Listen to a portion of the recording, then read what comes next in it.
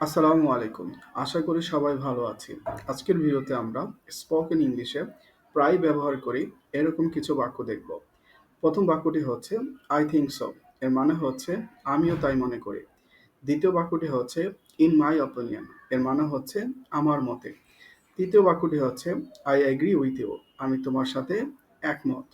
চতুর্থ বাক্যটি হচ্ছে "I don't think so" এর মানে হচ্ছে আমি তাই মনে করি না।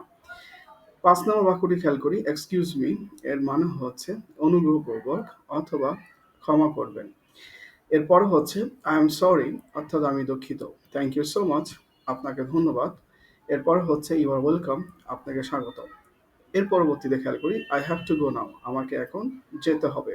সি ইউ লেটার অর্থাৎ পরে দেখা হবে। হ্যাভ এ নাইস ডে তোমার দিনটি শুভ হোক। টেক কেয়ার অর্থাৎ যত্ন নিও। এরকম আমরা হাজারো বাক্য প্রতিদিন ব্যবহার করে থাকি। তো আমরা স্টেপ বাই স্টেপ এই ধরনের বাক্যগুলো আরও শেয়ার করব। Thank you.